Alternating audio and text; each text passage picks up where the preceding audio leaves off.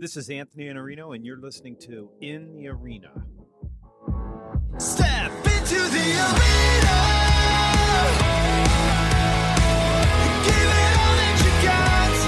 Into the arena. It's time to make it your best shot. Chase the dream and break the scene. Your opportunity is right here. It's right here. It's right now.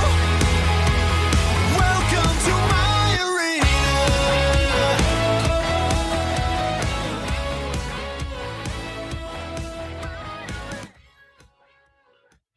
I don't know Linda Richardson well, but she's been a great mentor to me. She was one of the first people to teach consultative selling, and she built an enormous training company by practicing what she taught. She literally helped build generations of salespeople. I asked Linda to step into the arena with us to talk about what might be her most important book, Changing the Sales Conversation. If you want to understand how to use insight selling, if you want to learn how to teach, and if you want to learn how to change the sales conversation, this is where you're going to learn it. Here's my friend Linda Richardson in the arena. Hi, Linda. Hi, Anthony. It's great to see you. I can't see you. No one else can. It's a podcast, but I wanted to do video so you and I could look at each other. Great. It's our first face-to-face meeting, although I don't know that we've ever had a phone conversation that was under an hour in length. Oh, that's true. Well, we have a lot to talk about. We do, and you're so helpful, and you've given me so much insight. I invited you here so we can talk about everything that you know that we can talk about in 20 minutes to a half hour. And I definitely want to talk about your book, The New Sales Conversation, which is out, and I got the uncorrected manuscript. I read it a long time ago, and it's really, really powerful stuff. And I hope we can ask you some questions, and what we'll do is maybe tie this to consultative selling more generally and go back to the beginning of your work and sort of maybe have you walk us down the path of where we are. Does that make sense? Great. And I appreciated your taking a look at the early version. And actually, the name has changed. It's Changing the Sales Conversation. Changing the Sales Conversation. Right. That's right. And, but I appreciated the feedback that you gave me. So thank you early on. It's a great book. And I know insight selling right now it's the buzzword. Everybody that's selling, it's got the hot hand when it comes to training. And you've been in that space and done this for a long time. Let's start by, I'd like to hear your take on the fundamental question. What is insight to begin with? What is that we're talking about? And I see so many salespeople. I've been writing about business acumen and situational knowledge for a long time, but now it's insight. What does that mean to salespeople? Well, let's just talk about what is insight. Just as the word expresses, it's the sight within. And it's that deeper meaning. It's the spark. It's the connection of 2 points where you know one thing and then something else is there. And all of a sudden there's this spark and the lights go on. And a marketing manager had a great definition. Why is insight like a refrigerator? Because when you open the door, the light goes on. And that's what it is. And, you hear so much about insight selling. I don't think insight is the new selling. I think insight is a major part of the new selling, big piece of it. And it's critical. And when you talk about situational knowledge, that's about as close as you can get to insight. Where does it come from? It comes from research. It comes from experience, that situational knowledge, thought leadership, and intuition, gut, because there's a mystery about it. We really don't know how that spark happens. But certainly in a business context, the more knowledge you have, the more experience, the research that you can bring to clients and take their situation and bring a new piece of information, and all of a sudden they have an idea, something that can solve a business problem, that help them look at a business problem in a different way. Let me ask about this, because here's the challenge, and I've been throwing this challenge out to salespeople and sales managers on the blog for 4.5 years. You can't, in my mind, you can't install insight into a human being. I mean, you can share the slide deck with them and you can educate them, but that insight, and when you say internal, it is inside. It's the intuition part of it counts for a lot. It's the Germans call it Fingerspitzengefühl. I'm not German, so I can say that with great difficulty, but it's this fingertip feel. You know something without knowing exactly how you know it. You can intuit it, you can feel it, and it's tough in my mind to develop that. How do salespeople get that? And give me your feedback, I guess, on that line of thinking. That's the magic piece. Fortunately, there's more to it than that. Thank goodness there is the research and the experience, and as you call it beautifully, the situational knowledge. Those things really are the things that salespeople that don't have that magic touch, and that's really what you're talking about, that magic finger touch, that magic touch of an idea.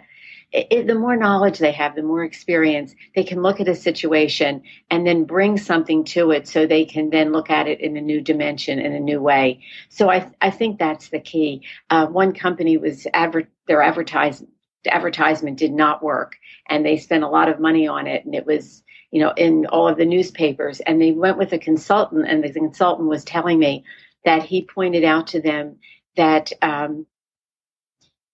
they were saying it's new, and people were afraid of what's new. And instead of saying buy this new thing, the new ad became look at what you're missing. And then people didn't want that. So once they got that research, they got that insight, they changed the ad, they looked at it differently, and all of a sudden sales just skyrocketed. And the consultant shared that story. So fortunately, knowledge and experience and research are also a part of it. But people that have the gift of just that intuiting certainly are ahead of the game. And sales, it's very hard for salespeople. They need a lot more knowledge. They need a lot more skill. And to ask them to do it themselves is I don't think possible. I think marketing has to step up to the plate and really provide that research and information and industry knowledge and share experiences in the organization so salespeople can have access to success stories. I would take it even further than that. I think that sales leadership has to help make sure that especially the young and new salespeople that are coming in have an opportunity to get the experiences, because you don't get situational knowledge until you have situations. And if you're not engaged, but I see I'm sort of thrown to the wolves. Well, here's the slide deck. Marketing's giving you the insights. Go. And honestly, I see more and more. And I wrote about this last week. These kids are working from home, and they're not rubbing up against each other and having the experiences and riding along with people like used to happen. And I think it's harder for them to get that situational knowledge. But I've challenged sales leaders that I work with to think about how do you give them a set of experiences that they get to bump up against things and see the impact that things have so that they can actually get those experiences. And you sort of said the same thing. It's tough to get. I think you're absolutely right, and that's where coaching comes in. The line manager now really has to step up to the plate, especially when people are working remotely. They don't have one another. They don't have the overhearing what happens in the call next to them, and it is much harder. And then they are facing clients that are very, very sophisticated and smart and have done a lot of homework. So I think the coaching piece, do you see that as practically the answer? I mean, it really is the response to this problem is the managers have to coach and go out with their people. Absolutely. Spend more time coaching, less time serving the organization, which a first-line manager spends so much time just serving the organization instead of serving the rep. And the rep is ultimately what's going to make the numbers go up in the first place. Let's talk about the premise of your book and changing the conversation. And you've been at this a long time. You built a big company and you started talking about consultative selling decades ago. What is the change that needs to occur? And if you can maybe even walk us down that path from where we were in consultative to what's changed and why we need this now. It's not a matter of abandoning consultative selling. It is as relevant as it has ever been. You need to understand the client's needs. But the big difference is the client's needs have changed. And in the past, a good salesperson could do homework and do a lot of probing and bring a good product solution, and that was the differentiator. That's no longer the case. Technology, the internet has completely disrupted selling. Buyers are buying differently, and now salespeople have to sell differently. So I really see changing the sales conversation as an extension of consultative selling. Yes, that's the basics, and some of that has to change. Many of the methodologies that we were tried and true for years now are obsolete. For instance, the need dialogue is no longer the conversation starter. Clients don't want to sit there and go through. They have questioning fatigue, but they still need to be questioned. So how do you deal with that dilemma? So in the new sales conversation, that's where we started our conversation. That's where insights come in. If you can bring insights to show them, I know your world, I understand, I can create value with you, and then place that insight. The big mistake is to think insight selling is the insight is the selling. Insight is the start. Then you have to move into the need dialogue. So, and to me, the new selling is really a teaching mode. And to me, the best teachers, the great teachers, it's interactive. It's not a lecture. It's not didactic. So we have to learn how to use insights in a way to kick off a deep, business-oriented dialogue with questions. I read your book months ago, but there's a section in there, and correct me if I'm wrong here. I think I have a good memory here on this. It's teaching and learning too, though, right? Yes, absolutely. That's where the question. Yeah, and that's the part that I think a lot of people, when we're talking about the new world that we live in, it's go out and teach. It's go out and teach. Okay, cool. But learn too. And you use this insight to develop some latent dissatisfaction to get their mind around a new problem. But then you still have to do a lot of other things before you really know how to help a client. I see so many people that want to now come back in and pitch and say, look, this is the right answer. We know it is. We've done it for other people. But you don't know that company well enough to know how does that work inside their organization and what does it really need to look like to make it work for them. And I see them blowing it with different stakeholders throughout the process because they're not really accounting for needs. Oh, you're absolutely right. The insight, I think every positioning of insight needs to end with, what's your perception of that? What's been your experience with that? Then you've got to find out where the client's coming from because you really don't know if the client already has rejected that idea. Maybe someone was in 2 days ago and they've rejected it. You don't know what the political situation, what the operational problems are. You don't know how the client feels about that. You don't know the politics. So there really needs to be a dialogue, but you earn the right for that dialogue because you've given, because you've actually put some information on the table. As you said, I call it heat mapping in the book. You're raising the heat on an issue. You're raising the visibility of an issue, and the client saying, that's interesting because it's relevant to something that you think you can improve down the road. You beat me to my question about heat mapping because I love that. It's this idea. It's sitting there. It's on simmer, and you're coming behind, and you're really putting a lot of focus on this point where improvement is possible. And that's what the insight does, and that's where the value of the insight comes in. And the great teaching, in my view, is interactive. It is not you go in and you have the answer. And in fact, all the research shows, if you really look at social research, it tells us that reason alone does not change a person's mind. It simply doesn't. Because if it did, we could all convince each other of things that we can't. So we need the trust, we need the relationship, and we need to understand that client as an individual. A lot of the research that we're getting is from marketing, and that's one to all. That's broad. It's not. Sorry about that. No problem. Can you get that out? No, we're going to leave it in. It's fine. Mine might ring while we're talking, or I could have dogs bark any minute now. Okay. I apologize. I had it off all morning, and then I turned it on for one reason. Oh, it's off. It's off. And sorry about that. Okay. We're very human here. Thank you. Well, that's right. And that's what, when I talk about linking as one of the parts in the book, it's about being human-centered, not just client-centered. So thank you. No problem. Yeah, and you taught, or you don't teach anymore at Wharton, right? Actually, I did not teach this year for personal reasons, but you've been a teacher, and I've been a teacher, both in different ways, and I still teach at Capital. And we know adults learn when there's a dialogue in the conversation, and there's a prompt, and there's a reason to start answering a question and exploring. And that's what makes a great teacher in my mind. And I have students all the time say, "You're a great teacher," and it's mostly because I don't do any teaching. Mostly it's because I point in a direction and facilitate it, and they do all the work. But listening to themselves talk to each other makes me really popular.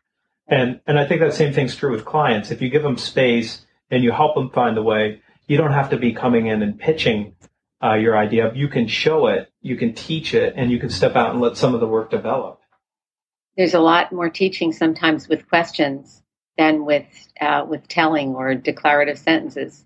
There's a lot of teaching, and that's what you're saying. I think you're doing. You ask the right question, you get the minds thinking, exploring, and you can keep guiding with those questions. What, in your mind, what skills now are less valuable for a salesperson, and what skills are more valuable? What sort of dropped off that used to be, look, this was what salespeople needed to be, and now, if anything comes to mind there? Well, I think in the past, the product was the differentiator, and now the salesperson is the differentiator. So I don't think anything has dropped off.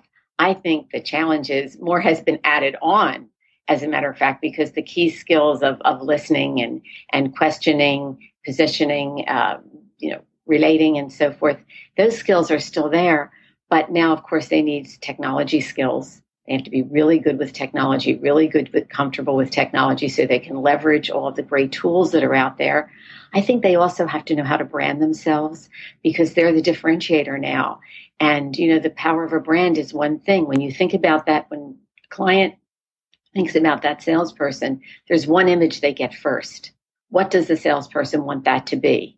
And how do they establish that trusting relationship within that image? I mean, are you the go-to person? Are you the technical expert?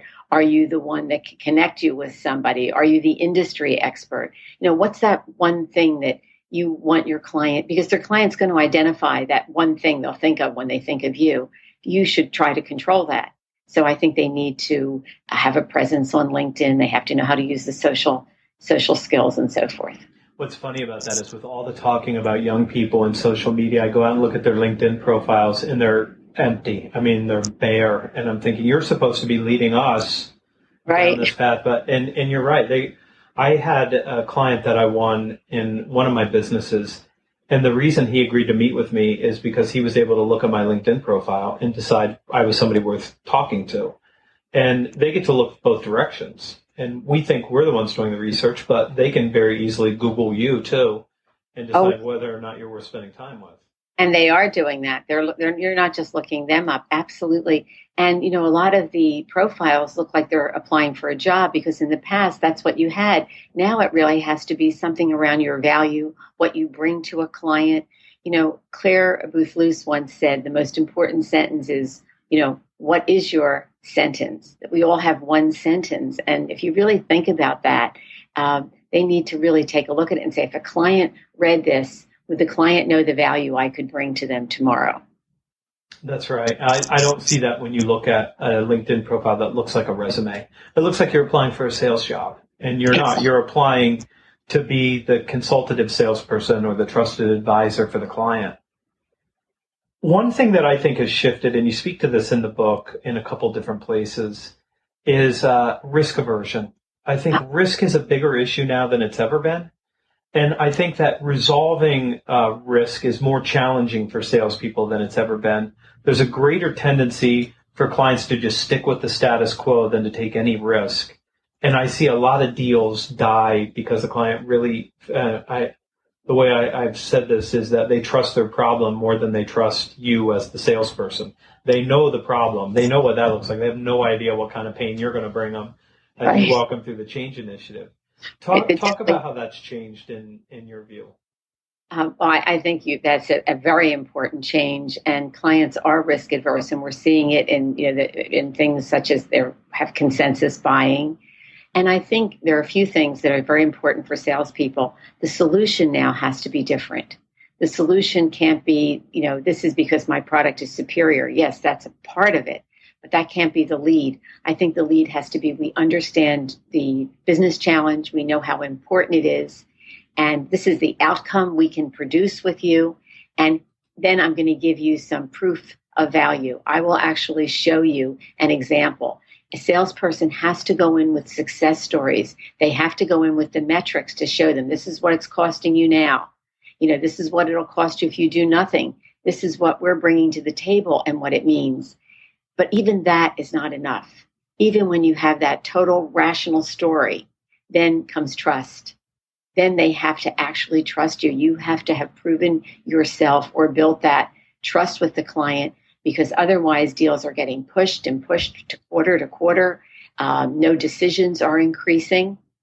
So I think when I talk about value tracking in the book, what I'm talking about is articulating your solution in terms of the business challenge, the outcome, proof of value, and the fact that that person knows that you'll be shoulder to shoulder and you will be there for them and you will deliver. And that's trust. There's two things I want to say about that. You started off with the idea, I don't have the exact words, but I'll get to listen to this again. And it starts with the idea of, you said you understand and you feel their business challenge, which is sort of an empathy thing. It's like really understanding it, not just intellectually understanding it, but understanding that that's where the value is being created, is being shoulder to shoulder and being somebody who's going to be in the foxhole with them when the bullets start flying, which is what they really expect from a salesperson now. The second thing that you said I want to chat about for just a couple minutes, I see salespeople petrified, and the organizations generally, of ROI. They're petrified of calculating the ROI, and they go, well, what if I'm wrong? And what if it's not this number? And what if they have a different metric? And I have never had an experience where I said, you know what, I think it looks like it's about this. Give me your feedback. What do you think? And the client goes, well, we think it's more than that. Okay, good. Then is it safe for us to go with your number here? And I go, yeah, let's use my number. And they're trying to make a business case inside, but I see they're petrified to engage in that, thinking, what if I'm wrong? Well, if you're wrong, they're going to correct you. I mean, if you say, but we think this is a 12-month ROI, and they go, actually, looking at your numbers, we think it's more like 16. Does that work for you? Should we be looking at this a different way? I mean, you're at least engaged in the conversation. What's your thought there as you talk about risk and this idea of mapping the value and proving your case? To the extent that they can do it, they must do it, because otherwise you're going to have the deal pushed quarter to quarter. As you said, clients are more happy with the problem. I like the way you phrase that. The key is to make sure that it's reasonable, make sure that you get the client's buy-in and get the client's feedback on it. And then the other beauty of that is at the end of this, you can go back and say, did we do it? Because, there's that extra stage of the sale that everybody forgets about it in the sales process, which is post-sale. And that if you want to stay with that client, suppose you didn't make that number, you better go back and talk about it. And if you did, leverage it. Get a testimonial, get a story, get a next piece of business. So it's critical, and it helps the whole sales process. Let me take the couple minutes we have left and pitch the book for a second. And I don't have the book, the physical book, because I got the early review. Let me just ask the question. Inside your book, and this comes from who you are as a person. You're a person that's developed solutions. You've built frameworks for big companies. But did the book come with the sales tool and the sales call planner in the back of it, the version that I have, where you've got the call strategy, you've got the preparation pieces and all that? Yes, all the tools are in there in the back. You still got to buy the book just for that. Just for that piece alone, if you just actually work through that, you're going to go, this is way worth my time and effort.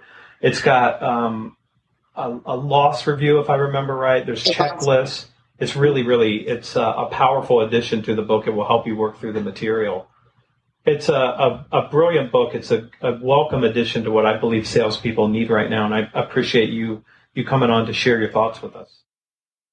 I appreciate the interview so much, and it's so nice to see you. You too. Thanks, Linda. Thanks. Now, you know why I love Linda? You can find Linda Richardson at richardson.com, and you can find more about Richardson training there. In the show notes, you'll find a link to the Amazon page for Changing the Sales Conversation, Connect, Collaborate, and Close. I'm Anthony Iannarino. You can find me at thesalesblog.com. When you show up, do sign up for the newsletter, and I'll see you back here next week in the arena.